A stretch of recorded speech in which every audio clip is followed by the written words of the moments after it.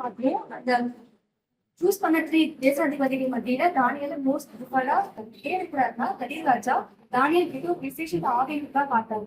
அது என்ன விசேஷத்த ஆவின்னு கேட்கும்போது, இதுக்கு தானியேல் இருக்கிற ஃபர்ஸ்ட் 5 அதிகாரத்தை பார்க்கணும். தானியேல் வந்து இருக்கிற சொப்பனத்துல சொல்லி அர்த்தம் சொல்ற மாதிரி கேட்டப்போ தானியேல் செக்யூரிட்டி சொல்றாரு. அதுக்கு உண்டான அர்த்தமே சொல்றாரு. சோ இது வந்து அது அந்த ராஜா என்ன சாட்சி கொடுக்குறாருன்னா, தேவர்களுடைய ஆவி அவங்களுக்குள்ள இருக்கிறதுக்காக இந்த மாதிரியான சொப்பனங்களையும் சொல்லி அதோட அர்த்தத்தையும் சொல்றவங்களுக்கு சாட்சி சொல்றாங்க. சோ அதனால தானியலுக்குள்ள இந்த விசேஷத்தை அது மாதிரி வந்து மற்ற சாட்சிகளை வச்சுட்டு சோ இன்னைக்கு நம்ம என்ன பார்க்க போறோம்னா, நமக்குள்ள ஆவியாளர் இருக்கும்போது நமக்கு என்னென்ன கிரியைகள் வெளிப்படும், என்னென்ன கிரியைகள் இருக்கணும் அப்படின்னு நம்ம பார்க்கலாம். அதுக்கு நம்ம வந்து என்ன பார்த்தோம்னா, நம்ம வந்து தானியலுக்கு பார்க்கணும். அவர் ஃப்ரெண்ட்ஸ் அதாவது அவருக்குள்ள கோவாக்கு செஞ்சு இருந்தப்போ அவர் குற்றப்படுத்தணும்னு பார்த்தாங்க. குற்றப்படுத்தணும் எப்படியாவது அவரோட மிஸ்டேக் சொல்லிட்டு அவர் தாழ்த்தும் பார்த்தப்போ அவங்க கிட்ட வேர்ல்டு ஆஸ்பெக்ட்ல எந்த ஒரு தப்புமே தானியல் கிட்ட பார்க்கல. சோ காட்லி ஆஸ்பெக்ட்ல மட்டும்தான் அவர் குற்றப்படுத்தணும் அப்படின்னு பார்த்தாங்க. அப்படி பார்க்கும்போது அப்போ நம்ம இதுல இருந்து நம்ம என்ன தெரிஞ்சுக்கணும் அப்படின்னா, இந்த உலகத்திலயும் நம்ம நம்ம கூட இருக்கிறவங்க நம்மள வந்து மிஸ்டேக் பண்ணணும் அப்படின்னு குற்றப்படுத்தி நம்ம தாழ்த்தணும் அப்படின்னா நம்ம வந்து ஹோலியா இருக்கணும்னு சொல்றாங்க. ஆனா அவங்க உண்மையான ஹோலியா இருக்காங்கன்னு பாக்குறதுக்காக சும்மா நம்ம டெஸ்ட் பண்ணி பார்க்கணும். இதே நம்ம எதுனா ஒரு காரணம் நம்ம தவறி பேசுறோமா ஏர்லி ஆஸ்பெக்ட்ல பார்க்கறதுக்காகவும் நம்ம பார்த்துக்கிட்டே இருக்க ஒவ்வொரு குரூப் நம்ம பார்க்கலாம். சொல்லுன்னா நான் ஃபர்ஸ்ட் இந்த இருக்கிற வரைக்கும் இன்ஸ்டாகிராம் பார்த்துருக்கேன், பிடிஎஸ் பார்த்துருக்கேன். ஸோ அது வந்து இந்த காட் கிட்ட ரொம்ப தூரமா இருந்துச்சு. நான் ரொம்ப பாவியா இருந்தது உண்மைதான். அப்போ நான் வந்து இல்ல வேண்டாம் அந்த சினிமா அதிகமா வந்துட்டு இருந்து நம்ம டெலிட் பண்ணணும்னு சொல்லிட்டு ரொம்ப கஷ்டப்பட்டு அந்த அக்கௌண்ட் டெலிட் பண்ணிட்டு மொத்தமா. அதுக்கப்புறம் வந்து என் ஃப்ரெண்ட்ஸ்க்கு நான் சொன்னேன் என் அக்கௌண்ட் டெலிட் பண்ணிட்டேன், இப்போ இன்ஸ்டாகிராம் இல்லை அப்படின்னு சொல்லிட்டு. அது என் ஃப்ரெண்ட்ஸ்க்கு எப்படி தோணுச்சுன்னு தெரியல. ஆனா அதுக்கப்புறம் ஒரு டைம் நான் யூடியூப் ஷார்ட்ஸ் பார்த்துட்டு இருந்தது என் ஃப்ரெண்டு பார்த்தா. அதுக்கப்புறம் வந்து வேற யார்கிட்ட நாங்க பேசிட்டு இருக்கும்போது எனக்கு இந்த இன்ஸ்டாகிராம் அக்கௌண்ட் என்கிட்ட இல்லை நான் டெலிட் பண்ணிட்டேன் அப்படின்னு சொன்னேன் அப்படின்னா, ஆமா அவங்க இன்ஸ்டாகிராம் அக்கௌண்ட் டெலிட் பண்ணிட்டாங்க ஆனா அப்போ யூடியூப் ஷார்ட்ஸ் மட்டும் ஸ்டோர் பண்ணாங்க அப்படின்னு. நான் வந்து உங்ககிட்ட நான் ஒரு அச்சீவ்மெண்டா திருப்பையா இருக்குன்னு சொல்லும்போது அவ இன்னும் விடல, அவகிட்ட அந்த பாவம் இருக்கு, அவ இன்னும் யூடியூப் ஷார்ட்ஸ் பாக்குறா. சோ அப்போ நம்ம வந்து ஒவ்வொரு காமிக்கல இருக்குல்ல நம்ம குற்றப்படுத்தணும் அப்படின்னு சொல்லி நம்ம கூடவே ஆட்கள் இருக்கிறாங்க. அப்போ அந்த அப்படி கூட தானியல் கிட்ட ஒரு குற்றமும் கண்டுபிடிக்காம ஆவிக்குள்ளான காரியங்களை வச்சு மட்டுமே குற்றப்படுத்த முடியும் அப்படின்னு சொல்லி அவங்க தேடிட்டு இருக்காங்க. சொல்றாரு அதாவது உலகத்தின் அற்புதங்களும் நம்மளுடைய வாழ்க்கையை நம்ம கொஞ்சம் விடாம வச்சு பார்க்கணும். நம்மளும் வந்து வீட்டுல வந்து தூரமா இருக்கும், வீட்லயும் இருக்கும். அப்போ ஏசப்பா மோசையை குறிச்சு ஒரு இடத்துல சாட்சி சொல்றாரு. மோசே வீட்டுல எங்கேயும் அப்படின்னு என்னன்னா அப்படி என்ன உண்மையா இருந்தாரு. அப்ப நம்மளோட லைஃப் நம்ம பார்க்கணும். நம்ம ஹாஸ்டல்ல இருக்கோம், காலேஜ்ல இருக்கோம், ஒர்க் ஜாப் பண்ணிட்டு ஜாப் லைஃப் பார்க்கணும். சோ நம்ம காலேஜ் லைஃப் ஹாஸ்டல் லைஃப்ல இருக்கும்போது நம்மளை பிடிச்சி சாட்சி செய்யறாங்க கேட்கும்.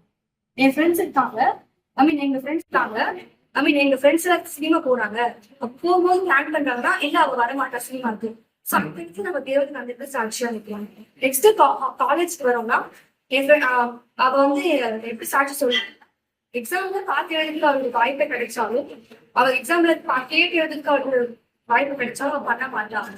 சோ இந்த மாதிரி ஒரு காலேஜ்ல நம்மளுக்கு இந்த மாதிரி ஒரு சாட்சி கட்டுறதுக்காக நம்ம வாங்குறோமா, ஜாப் போகணும்னா அந்த இடத்துல மற்றவங்க பண்ற தப்புக்கு நம்ம சேர்ந்து பண்றோமா, நம்மளும் வந்து அதிகாரிகளுக்கு எடுத்து நிற்கிறோமா, நம்மளும் வந்து எப்படி சொல்றது நம்மளோட அந்த இடத்துல நம்ம ஜாப் கரெக்டான டைமுக்கு போறோமா. சோ இதெல்லாம் நம்மள பாக்குறதுக்கு கண்டிப்பா நம்ம கூட இருக்கிறாங்க. நமக்கு தெரியாது, நமக்கு தெரியாம நம்மள பாக்குறவங்க இருக்கிறாங்க. இது இந்த மாதிரி இடங்கள்ல கர்த்தருக்கு நம்ம சாட்சியா நின்று அவருடைய வீட்டுல நம்ம இந்தியா இருக்கலாம் அப்படின்னு சொல்லி நம்ம 5வது வசனத்துல நான் இன்டர்பிரேட் அதாவது எஸ் பையனுக்கு உணர்ந்தாரு. நெக்ஸ்ட் வந்து அதுல ஒரு 10வது வசனத்துல என்ன அதுக்கப்புறம் நம்ம வரக்கூடிய வசனத்துல என்ன பார்க்கணும்னா, கத்தோலிக்கான காரியங்களை மட்டும்தானே தானியேலை நம்ம வந்து குற்றப்படுத்த முடியும் அப்படின்னா நம்ம ராஜா கிட்ட சொல்லுவோம்.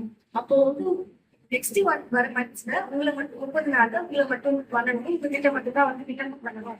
அதை தவிர்த்து வேற தெய்வத்திற்கு இல்ல வேற மனுஷங்களுக்கு போய் விண்ணப்பம் பண்ணலாங்கன்னா அவங்க சில்லியவில போடலாம் அப்படின்னு சொல்லி அவங்கள பிளான் பண்ணி கரீவ் ராஜா கிட்ட போய் சொல்றாங்க. கரீவ் ராஜாவும் அவங்களோட பின்னணி எதையும் யோசிக்காம அவங்க எழுதி கொடுத்து சீலெல்லாம் வச்சு கொடுத்துட்டாரு. அப்போ இதெல்லாம் தெரிஞ்ச பிறகு அந்த 10வது வசனத்துல நான் வாசிக்கிறேன். தானியேலோ என்றால் அந்த பத்திரத்துக்கு கையெழுத்து வைக்கப்பட்டது என்று அறிந்த போதிலும் தன் வீட்டுக்குள்ளே போய் தன் மேல் அறையிலே எருசலேமுக்கு நேராக பலகணிகள் திறந்திருந்த அங்கே தானும் செய்து வந்தபடியே தினம் 3 வேளையும் தன் தேவனுக்கு முன்பாக முழங்கால் கண்டிட்டு ஜெபம் பண்ணி ஸ்தோத்திரம் செலுத்தினான். சோ என்ன பார்த்தோம்னா, அவருக்கு தெரியும் மறுபடியும் அவர் பிரேயர் பண்றாருன்னா அவர் சிங்கிக்கமையில போடுவாங்க, அவர் வீட்டுக்கு ஆபத்து அப்படின்னு தெரியும். ஆனா அறிந்த போதிலும் அவருக்கு அது தெரிஞ்சிச்சு. தெரிஞ்சாலும் அவர் அவருக்கு முன்னாடி செஞ்ச மாதிரியே 3 டைம்ஸ் ஒரு டேக்கு பிரேயர் பண்ணிட்டே இருந்தாரு. சோ விண்ணப்பம் பண்ணக்கூடாதுன்னு சொல்ல நம்ம என்ன பண்ணுவோம், பயந்து நம்ம ஒண்ணு வந்து டோர்ஸ் எல்லாம் க்ளோஸ் பண்ணி சீக்கிரட்டா நம்ம பண்ணிட்டாங்க, ஐ மீன் பண்ண போறாங்க சொல்லி நம்ம சீக்கிரட்டா ப்ரேயர் பண்ணுவோம். அப்படி விசுவாசத்தை நம்ம கொஞ்சம் மறைச்சு சீக்கிரட்டா பண்ணுவோம். ஆனா தானியேல் அப்படி பண்ணல. அவர் சிங்கடிவில போடுவாங்கன்னு தெரிஞ்சும் அந்த இக்கட்டான அந்த ஸ்ட்ரகிள் டைம்ஸ்லும் அவர் தொடர்ந்து 3 டைம்ஸ் ப்ரே பண்ணாரு. மனுஷங்க அவங்க சிங்கடிவில போடுவாங்கன்னு தெரிஞ்சும் அவங்க மனுஷனுக்கு அவங்களுக்கு பயப்படாம அவர் விசுவாசத்துல அவர் நினைச்சு நிமித்தமா அவர் அதே முன் செய்து வந்தது போல பல வழிகளை திறந்து அவர் முன்னாடி செய்தவர்கள் ப்ரேயர் பண்ணாருன்னு பார்ப்போம். சோ இந்த வருஷத்துல நம்ம என்ன பாக்குறோம் அப்படின்னா, நம்மளும் அநேக நேரத்துல வந்து நமக்கு நிறைய நேரம் வந்து ப்ரேயர் பண்ணி நமக்கு கிடைக்கலையே அப்படியே நம்ம சோர்ந்து போயிட்டு நம்ம ப்ரேயர் பண்ணாம விட்டுடுவோம். அப்படி இல்லையா, ஏதோ ஒரு பிஸியான ஷெட்யூல்ல ஒரு 2 days 3 days ப்ரேயர் பண்ணாம விட்டுடுவோம். அது அப்படியே பழக்கமாயிட்டு சோம்பேறித்தனத்துல நம்ம ப்ரேயர் பண்ணாம விட்டுடுவோம். அது நமக்கு இன்னும் ஒரு ப்ராப்ளம். அதாவது அவரை தேடாம நம்ம வாழ்க்கையில சில கவலைகள் வரும். அந்த கவலையின் மத்தியிலையும் நம்ம வந்து என்ன ப்ரேயர் பண்ண மறந்துட்டு திரும்ப நம்ம ப்ரேயர் பண்ணாலே நம்ம லைஃப் அப்படியே போகும். சோ என்ன சொல்றாருன்னா, அந்த அவர் சிங்கத்தின் போடுவார், அவர் ஆபத்து வந்தாலும் தெரிஞ்ச ஒரு விடல அவர் அந்த துன்பத்தின் மத்தியிலும் அதிகமா ப்ரேயர் பண்ணாரு.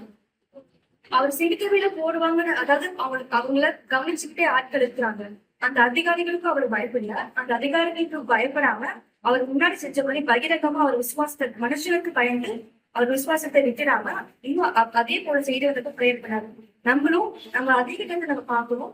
நம்ம ரட்சிக்கப்படுறது நிமித்தமா நம்ம மேல ஒரு அபிஷேகத்தின் இருக்கிறது நிமித்தமா நம்மள அதிகாரிகள் எப்படி சொல்றது, நமக்கு தெரிஞ்சோ தெரியாமலோ அவங்க நம்மள வெறுக்கிறவங்களா, நம்ம எப்படி சொல்றது, நம்மளை குற்றப்படுத்தணும். நம்ம ஸ்டாஃப் சீட் கூட இருக்கலாம். எப்படி சொல்றது, நம்ம ஸ்டாஃப் சீட் கூட வந்து அவங்களுக்கு காரணமே இருக்காது. நம்ம அவங்க தப்பு பண்ணிருக்க மாட்டோம். ஆனா நம்மளை பார்த்தா ஒரு எரிச்சல் இருக்கு. ஏன்னா நமக்குள்ள கத்துடைய ஆவியானவர் அபிஷேகம் இருக்கிறதுனால நம்மளை பார்க்கும்போது உலகத்துக்கு மனுஷங்களும் கண்டிப்பா ஒரு எரிச்சல் இருக்கும். அந்த எரிச்சல் நிமித்தமா அவங்க இன்வைட் பண்ணி அவங்க நம்ம இன்வைட் பண்ணுவாங்க, நம்ம மேல குற்றப்படுத்தணும்னு நினைப்பாங்க. அப்போ அந்த நேரத்துக்கு நம்ம கத்தர் மேல ஒரு விசுவாசத்தை நம்ம இழந்து போகாம தொடர்ந்து ஜெபிக்கணும் அப்படின்னு சொல்லி இந்த வசனத்தை நான் தெரிஞ்சுக்கிறேன். சோ அந்த நேரத்துல இதை நான் ப்ரேயர் பண்ணக்கூடாது, நான் விட்டுன்னு சொல்லிட்டு உலகத்துல நான் பிளண்ட் ஆகி போகாம நான் அந்த நேரத்துல தான் இன்னும் அதிகமா கத்தர் மேல கத்தர்கிட்ட அதிகமா நம்ம சேரணும் அப்படின்னு சொல்லிட்டு அந்த வார்த்தையை எனக்கு உணர்த்தினாரு. அதுக்கு என்ன ஒரு எக்ஸாம்பிள் சொல்லணும்னா, இந்த லாஸ்ட் 2 days ஒழுங்கா ப்ரே பண்ணிட்டு இருந்தேன். எனக்கு ஒரு என்ன என்னுடைய ஹேபிட்னா, எனக்கு பிடிக்கல கிட்ட பேசணும் அப்படின்னா அப்படியே நான் கம்ப்ளீட்டா ஸ்டாப் பண்ணிட்டேன். இல்ல பேசணும் கூட இருந்துச்சுன்னா நல்லா ஜாலியா பேசுவேன். சோ நான் அதை வந்து மத்தவங்க ஹர்ட் பண்ணுவேன். நான் பேசக்கூடாதுன்னா ஒரு ரீசன் இருக்கு நான் பேசாம இருக்கிறதுக்கு. ஆனா எனக்கு பிடிக்கல, டக்குன்னு பேச ஸ்டாப் பண்ணிட்டேன். அது என்னோட ஃப்ரெண்ட்ஸுக்கு ரொம்ப ஹர்ட் ஆகும். என்னோட ஃப்ரெண்ட்ஸ் அதெல்லாம் என்னோட ஃப்ரெண்ட் அதுக்காக அழுதும் இருக்கிறாங்க. என்னுடைய ஈகோ எனக்கு ரொம்ப அதிகமா இருக்கு.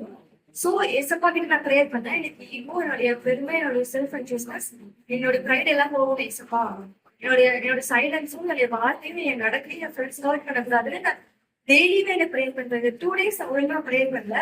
கரெக்டா அந்த 2 days என்னோட பேட் ஹேபிட், என்னோட பேட் அந்த ஓல்டு கேரக்டர் வெளியே வர மாட்டேன். இதுக்கு மேல நான் ப்ரேயர் பண்ணேன்னா அந்த பேட் கேரக்டர் நம்ம கஷ்டப்பட்டு கேட்டு போயிட சொல்லி ப்ரேயர் பண்ண ஏசப்பா அப்படியே என்ன மாத்திட்டாரு. ஸோ ப்ரேயரோட இம்பார்ட்டன்ஸ் அந்த நேரத்துல ஆவியான உணர்த்தினாரு. ஸோ ஆவியான நம்ம கூட இல்லைன்னு சொன்னா நம்ம எந்த பாவத்துக்காக போறோம்னே நமக்கு தெரியாது. நம்மளோட ஸ்பிரிச்சுவல் லைஃப்ல ஒரு ப்ரொக்ரஷன் இருக்காது, நம்மளோட வேர்ல்டி லைஃப்ல ஒரு ப்ரொக்ரஷன் இருக்காது. நம்ம என்ன பண்றது நமக்கே தெரியாது. நம்ம எப்படி சொல்றது, ஒரு வெறுமை இருக்கு. ஆனா அந்த வெறுமை எதனால இருக்கு நம்மளால கண்டுபிடிக்க முடியும். அந்த இடத்துலதான் நமக்கு ஆவியானவர் ரொம்ப முக்கியமா இருக்கிறாரு. அந்த ஆவியானவர் தானியலுக்குள்ள இருந்தது நிமித்தமாகத்தான் அவர் தொடர்ந்து அதனால ஜெபிக்க முடிஞ்சிச்சு. நெக்ஸ்ட் வந்து 14வது அதிகாரத்து வசனத்தை நம்ம பார்க்கிறோம். என்னன்னா,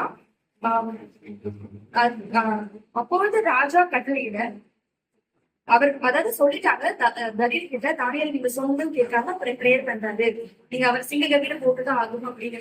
அப்ப அவரை சிங்க கவியிலையும் போட்டுட்டாங்க. அப்போ ராஜா சொல்றாரு, அவனை சிங்கங்களின் கெவியிலே போட்டார்கள். ராஜா தானியலை நோக்கி, நீ இடைவிடாமல் ஆராதிக்கிற உன் தேவன் உங்களை தப்பு விட்டிருப்பார் என்றார். தரியு ராஜா வந்து ஒரு ரட்சிக்கப்பட்டவரா அப்படின்னு சொல்லி தெரியாது, அவர் கர்த்தரை தான் வழிபடுறாரான்னு நமக்கு தெரியல. பார்த்தா ஒரு ஆணிவேர் பெரியவராக தான் போயிட்டு இருக்கு. அப்ப தானியோட இன்ஃபுளுன்ஸ் எப்படி இருந்துச்சு, அவரோட அபிஷேகம் எப்படி இருந்ததுன்னா, அந்த ரட்சிக்கப்படாத ஒரு ராஜா நீங்க ஆராதிக்கிற தேவன் தப்பு என்பாரு அப்படின்னு அந்த விசுவாசத்தை தானே அந்த மனுஷங்களுக்குள்ள வர வைக்கிறாரு. அவர் அந்த விசுவாசத்துக்குள்ள மற்ற அவிசுவாசங்களை அட்ராக்ட் பண்றாரு. போட்டது அது மட்டும் இல்லாம மறுநாள் போயிட்டு போனதுக்கு அப்புறம் அவருக்கு தூக்கமே வரலையா, அந்த நைட்டுக்குள்ள அவர் சாப்பிடவும் இல்லை, அவர் ரொம்ப கஷ்டப்படுறாரு. உடனே மறுநாள் எப்ப மறுநாள் அவங்களுக்கு போய் பாக்குறா, தானியே நீ இருக்கிறியா, நீ ஆராதிக்கிறதே ஒரு தப்புனிக்க வல்லவரா இருந்தாரா அப்படின்னு சொல்றாரு. சொன்னதுக்கு அப்புறம் நம்ம 22வது வசனத்தை நம்ம பார்க்கிறோம். தானியல் சொல்றாரு, சிங்கங்கள் என்னை சேதப்படுத்தாதபடிக்கு தேவன் தம்முடைய தூதனை அனுப்பி அவைகளின் வாயை கட்டி போட்டார். அதேனென்றால் அவருக்கு முன்பாக நான் குற்றமற்றவனாய் காணப்பட்டேன், ராஜாவாகிய உங்களுக்கு முன்பாகவும் நான் நீதி கேடு செய்ததில்லை. சோ இப்ப தானியல் சொல்றாரு, நான் எனக்கு உங்களோட தான் இருப்பேன், அவர் காப்பாத்தினார். ஏன் காப்பாத்தினாரு அவருக்கே தெரியுது. எப்படின்னா இப்போ நான் கரெக்டா தான் இருக்கிறேன்னு சொல்லிட்டு ஒரு டைம் சில டைம்ஸ் நம்ம சரியா இருக்கோம், நம்ம சரியா தான் இருக்கோமோன்னு நமக்கு தெரியாது. ஆனா தானியலுக்கு தெரியுது அவர் கரெக்டா தான் இருக்காருன்னு சொல்லி. அவர் சொல்றாரு, அது ஏன்னா ஏன் சிங்கங்கள் வாயிலிருந்து என்னை காப்பாத்தினாருன்னா, நான் தேவனுக்கு முன்பதாக குற்றம் மட்டும்தான் காணப்பட்டேன், உமக்கு முன்பதாக நான் செய்திருக்கிறார்கள். சோ தேவனுக்கு முன்பதாக அவர் என்ன குற்றம் முதல்வர் காணப்பட்டாருன்னா, அவர் வந்து ராஜாக்களின் போட்டில அவர் சாப்பிடுறது. அது மட்டும் இல்லாம அவங்க பயமுறுத்தின போட்டு தேவனுக்கு உண்மையா இருந்து அவர் ஒழுங்கா பிரேயர் பண்ணாரு. சோ இந்த ரெண்டு விஷயத்துல கர்த்தருக்கு முன்பதாக அவர் குற்றம் மட்டும்தான் காணப்படுறாங்க. அப்புறம் மனுஷனுக்கு முன்பதாக, அதாவது உனக்கு முன்பதாக நீதி கெடுத்ததுன்னு பார்க்கும்போது அவர் அந்த அளவுக்கு உண்மையான நிமித்தமாகதான் கணக்கு பார்க்கறது இல்ல, தானியேல மேற்பட்டதா வைத்தாங்க. சோ அவர் உலக காரியங்களையும் தேவன கருத்த காரியங்களையும் உண்மையா இருந்த நிமித்தமா உண்மையா இருந்ததுனாலதான் அவர் என்ன சொல்றாருன்னா, நான் இந்த மாதிரி இருந்ததுனாலதான் தேவன் என்ன காப்பாற்றினாரு அப்படின்னு சொல்றாரு. அப்போ வந்து தானியலுக்குள்ள இருந்த அந்த விசேஷித்த ஆவி நிமித்தமாக, அதனால நம்ம லாஸ்டா என்னுடைய எண்டை நம்ம என்ன பாக்குறோம் அப்படின்னா, தரியு ராஜா சொல்றாரு 26வது வசனத்துல, என் ராஜ்யத்தின் ஆளுகைக்குள் எங்கும் உள்ளவர்கள் யாவரும் தானியலின் தேவனுக்கு முன்பாக நடுங்கி பயப்பட வேண்டும் என்று என்னால் தீர்மானம் பண்ணப்படுகிறது. அவர் ஜீவனுள்ள தேவன், அவர் என்றென்றைக்கும் நிலைத்திருக்கிறவர், அவருடைய ராஜ்யம் அழியாதது, அவருடைய கர்த்தத்துவம் முடிவு வரையதும் இருக்கும். தானியலை சிங்கங்களின் கைக்கு தப்புவிக்க அவரை தப்புவிக்கிறவரும் ரட்சிக்கிறவரும் வானத்திலும் பூமியிலும் அடையாளங்களையும் அற்புதங்களையும் செய்கிறவருமா இருக்கிறார் என்று எழுதினார். என்ன பார்க்கணும் அப்படின்னா, அவர் எத்தனையோ தேவங்களை வழிபட்டு இருக்கலாம். ஆனா தானியோட தெய்வம் தான் அவர் காப்பாற்றாருன்னு சொன்ன உடனே எந்த தானியால கொலை பண்றதுக்காக அதாவது சீல் வச்சு ராஜா வச்சாரோ அதே ராஜா சொல்றாரு, தானியலுக்குள்ள இந்த விசேஷத்தை ஆலய நிமித்தமா அந்த ஒரு மனுஷன் அவருடைய விசுவாசமும் அவர் உள்ளாகிறது அந்த அபிஷேகமும் தான் அந்த ஹோல் நேஷனையும் வந்து ரட்சிப்புகளாக நடத்தி உண்டு. தானியல் எங்கேயும் போயிட்டு நான் கிறிஸ்தவன்னு, அதாவது நான் தேவன் அறிந்து கொண்டவன்னு சொல்லல, எந்த இடத்துல அவர் விசுவாசத்தை அவர் பிரசங்கம் பண்ணல, எந்த இடத்துல அந்த இப்ப நடக்கிற மாதிரி மைக் குடிச்சு எங்கேயும் சொல்லவும் இல்லை, பிராக்டிஸ் பண்ணவும் இல்லை. ஆனா அந்த மனுஷனுக்குள்ளாக இருந்த அந்த அபிஷேகம், அந்த விசேஷித்த ஆவி அந்த ராஜாவுக்குள்ள அது போனது நிமித்தமா அவர் சொல்றாரு, இந்த தேவன் தான் ரட்சிக்கிற தேவன், இந்த தேவன் தான் தப்பு வைக்கிற தேவன், நீங்க எல்லாரும் இந்த தேவனை தான் நீங்க ஆராதிக்கணும், இந்த தேவனை தான் நீங்க விசுவாசிக்கணும். சோ அந்த வார்த்தை சொன்னாங்கல்ல, அவங்கதான் வந்து உங்களை தவிர்த்து வேற எந்த மனுஷன், அதாவது தரியு ராஜாவே உங்களை தவிர்த்து வேற எந்த தெய்வத்தையும் வேற எந்த மனுஷங்களும் விண்ணப்பம் பண்ணக்கூடாது, உங்ககிட்ட மட்டும்தான் பண்ணணும்னு சொன்னாங்க. அந்த தாட் பண்ணாங்க, அதாவது தானியலுக்கு அகேன்ஸ்டா அவர் சித்திகள் கூட அதை அழிக்கணும்னு. ஆனா நம்ம அதுக்கப்புறம் வசனங்கள் பார்ப்போம், அந்த ஜனங்கள் அந்த மனுஷர்களையே அவங்க குடும்பமுமா அவங்க சில்ட்ரனோட சேர்த்து அந்த கெடியை போட்டு அழைச்சிட்டு கொண்டுட்டாங்க அப்படின்னு சொல்லிட்டு. சோ நம்மளும் இன்னைக்கு நம்ம பார்க்கணும், கர்த்தருடைய ஆவியான நமக்குள்ள இருக்கிறாரா? அப்போ நம்மளுடைய வாழ்க்கை நம்ம கர்த்தருக்கு நேரா நம்ம நடக்கிறோமா? அவர் தானியல் போல, அதாவது தானியல் ஒரு எக்ஸாம்பிள் எடுத்துக்கிட்டு கர்த்தருடைய கிரியைகள் நமக்குள்ள வெளிப்படுத்தா